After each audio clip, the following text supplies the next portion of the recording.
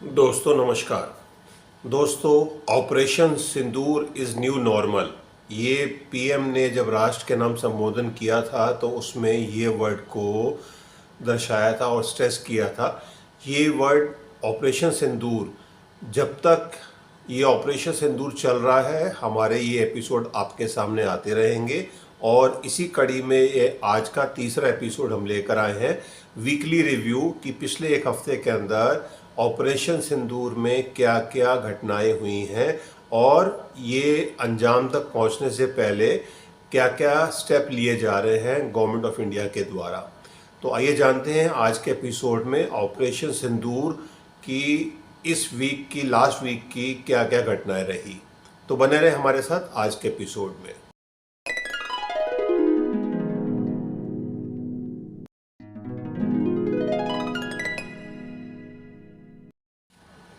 दोस्तों, जैसे आपको मालूम है, पहलगाम में 22 अप्रैल को जो टेररिस्ट ने एक घटना को अंजाम दिया था, जो एक दर्दनाक घटना है और उसका रिपरकशंस हमारी इंडियन आर्मी ने बिल्कुल बाखूबी निभाते हुए ब्रह्मोस मिसाइल के साथ अटैक किया और फाइनली 100 एक्सट्रीमिस्ट उग्रवादियों को ख़त्म किया।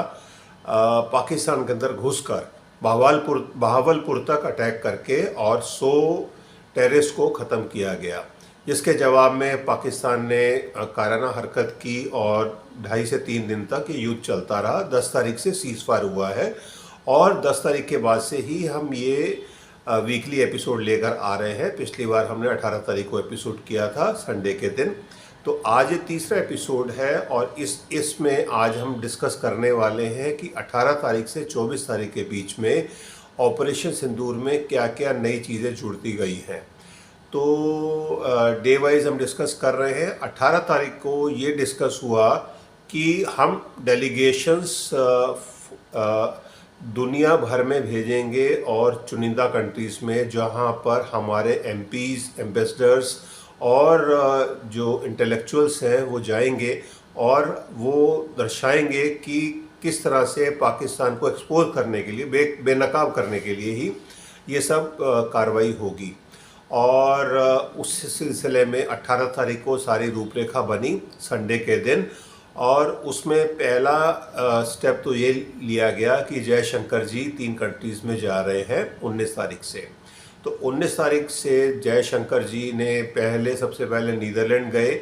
नीदरलैंड में 19 तारीख और 20 तारीख को नीदरलैंड में रहे, 21 और 22 को वो डेनमार्क में रहे और उसके बाद वो फाइनली जर्मनी में 2 दिन लगाकर और आज वापस आ गए हैं। तो ये उनका ट्रिप रहा। इसके बाद 20-21 तारीख में ही जो टीम्स बनी थी उनकी ब्रीफिंग हुई मिनिस्ट्री ऑफ एक्सटर्नल अफेयर्स में।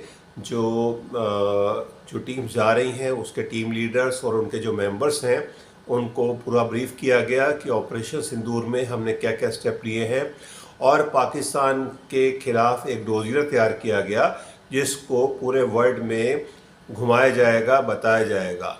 तो इस सिलसिले में जो टीम में बनी है, तो सारी टीमें जो बनी हैं उसमें सबसे पहली टीम जो संजय कुमार झा जो बीजेपी के एमपी हैं वो टीम को लीड कर रहे हैं। इसको ग्रुप 3 का नाम दिया गया है। इस टीम में कांग्रेस के सलमान खुर्शीद हैं, एम्बेसडर मोहन कुमार हैं, बीजेपी एमपी हेमंत जोशी हैं, अपराजिता सारंगी हैं, ब्रिजलाल हैं और प्रधान बारूच है। सीपीआई मार्क्सवादी एमपी जॉन ब्रिटास हैं और टीएमसी एमपी अभिषेक बनर्जी हैं। तो ये टीम जो गई है ये गई है 5 कंट्रीज़ में, Japan, south Korea, Indonesia, Malaysia और सिंगापुर। ये 5 कंट्रीज़ में ये टीम विजिट पे है, ऑलरेडी है और जापान को कवर करके ये साउथ कोरिया पहुंच चुके हैं। तो ये टीम जो पहली टीम निकली और उसके मेंबर्स हैं। दूसरी टीम जो निकली है ग्रुप 4 जिसका नाम दिया गया है वो है एकनाथ शिंदे जो शिवसेना के एमपी हैं। वो इस टीम को लीड कर रहे हैं जो श्रीनाथ शिंदे के बेटे हैं और कल्याण से एमपी हैं।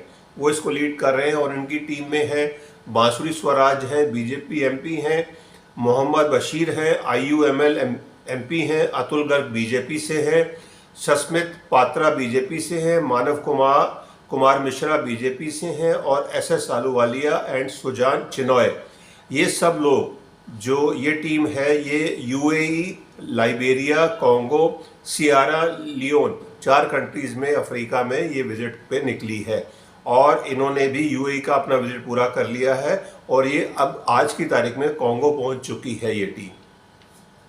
इसके अलावा तीसरी टीम जो निकली ग्रुप 6 जिसको बोलते हैं, ये डीएमके के एमपी कनिमोजी करुणानिधि जो इसको लीड कर रही हैं और ये टीम गई है Russia, Spain, Greece, Slovenia and Latvia 5 countries में ये टीम है। और इस टीम के जो मेंबर हैं समाजवादी पार्टी से एमपी राजीव राय हैं, कैप्टन ब्रजेश चौटा हैं बीजेपी से, प्रेमचंद गुप्ता है आरजेडी से, अशोक कुमार मित्तल आम आदमी पार्टी और farmer ambassador Manjeev S Puri हैं जो इस टीम के मेंबर्स हैं। तो ये टीम भी रशिया का ट्रिप करके अगली कंट्री में स्पेन या ग्रीस पहुंचने वाली है कल तक। तो ये टीम्स ऑलरेडी वर्किंग में है, 3 टीम्स अगले स्टेप में आ चुकी हैं। इसके बाद जो अगली टीम निकली है ग्रुप 1 से, वो बैजंत पांडा, वो 4 कंट्रीज़ में जिसमें सऊदी अरेबिया, कुवैत, बहरीन और अल्जीरिया, ये 4 कंट्रीज़ में ये टीम गई है। ये टीम पे काफ़ी नज़र है, रीज़न है क्या कि इस टीम के अंदर 2 पोल अपार्ट एमपी हैं, निशिकांत दुबे जो बीजेपी से एमपी हैं और असाउद्दीन ओवैसी जो दूसरे एमपी हैं। इसके अलावा पेंग्योंग कोनक, रेखा शर्मा जो वो है, सतनाम सिंह संधू हैं, गुलाम नबी आज़ाद हैं और फार्मर फॉरेन सेक्रेटरी हर्ष सिंगला, ये सारी टीम जो है ये सऊदी अरेबिया, कुवैत, बहरीन और अल्जीरिया है। बहरीन ये ऑलरेडी कर चुके हैं और जल्दी सऊदी अरेबिया पहुंच जाएंगे आज या कल में। तो ये टीम भी ऑलरेडी वर्किंग में है। इसके बाद जो अगली टीम है जो अब लास्ट में निकली है, रविशंकर प्रसाद जी की टीम है। ये यूके, फ्रांस, जर्मनी, इटली और डेनमार्क जा रही है 5 कंट्रीज़ में और इसके टीम मेंबर हैं अमर सिंह कांग्रेस एमपी हैं, शिवसेना से प्रियंका चतुर्वेदी हैं, बीजेपी एमपी दुगाबाती पुंदरवेश्वरी जी हैं, एमजे अकबर हैं, गुलाम नबी खातना है and Samik Bhattacharya, former diplomat Pankaj Saran, ये इस टीम के मेंबर्स हैं और ये 5 कंट्रीज़ में यूरोप के दौरे के ऊपर है, वेस्टर्न यूरोप में। तो ये सब टीम है। इसके अलावा एक टीम और ऑलरेडी जो निकल चुकी है वो है शशि थरूर जी की जो टीम जो यूएसए पहुंच चुकी है। ये भी एक इम्पॉर्टेंट टीम है और शशि थरूर का काफ़ी चर्चे सुने होंगे आप लोगों ने भी। ये टीम यूएसए, पनामा, गायना, ब्राज़ील और कोलंबिया 5 कंट्रीज़ में जा रही है। इस टीम में शशांक मणि त्रिपाठी, तेजस्वी सूर्या दोनों बीजेपी से हैं, शिवसेना से मिलिंद देओरा और जेएमएम झारखंड मुक्ति मोर्चा से सरफराज अहमद, ये इस टीम के मेंबर हैं और ये नॉर्थ अमेरिका और लैटिन अमेरिका के टूर पर है। इसके अलावा ग्रुप 7 जो लास्ट ग्रुप है जो टीम सबसे आखिर में निकली है, ये सुप्रिया सुले जो एनसीपी की मेंबर हैं, पार्लियामेंट मेंबर है। इनकी टीम में आनंद शर्मा है जो कांग्रेस के एमपी हैं, अनुराग ठाकुर जो बीजेपी के मंत्री भी हैं और राजीव प्रताप रूडी जो बीजेपी से ही हैं। ये सब लोग, इसके अलावा वी मुरलीधरन है, मनीष तिवारी हैं, टीडीपी के श्री कृष्णा देवारुलू हैं, आम आदमी पार्टी के विक्रमजीत सिंह सहानी हैं और फॉर्मर एम्बेसडर सैयद अकबरुद्दीन, वो इस टीम के सारे मेंबर्स जो सुप्रिया सुले जी के साथ गए हैं और ये विजिट कर रहे हैं 4 कंट्रीज़ में, Egypt, Qatar, Ethiopia and south Africa. ये यहाँ पर विजिट करने गए हैं। तो टोटल 30 से 33 कंट्रीज़ की विजिट है जो प्लान्ड है, जिसमें डेनमार्क एक ऐसा कंट्री है जहाँ पर टीम भी जा रही है और हमारे फॉरेन मिनिस्टर भी गए हैं। तो इसका कारण शायद कुछ और होगा जो हमारे पब्लिक डोमेन में नहीं है। तो ये सब कंट्रीज़ की विजिट है। इसके अलावा जो पिछले हफ्ते में एक्टिविटीज़ हुई उसमें 19 तारीख को जो हमारे सीडीएस है, जो सीडीएस अनिल चौहान, उन्होंने सूरतगढ़ मिलिट्री स्टेशन राजस्थान में विज़िट किया और जो वहाँ पर स्टेशन आर्मी कमांड थी उसको मोटिवेट किया। इसके अलावा वो नलिया एयरफोर्स स्टेशन भी गए गुजरात में, और वहाँ पर भी उन्होंने जो आर्मी मैन हैं, जो एयरफोर्स के वहाँ पर टीम है, उसको उन्होंने उनका मोटिवेशन उनको किया।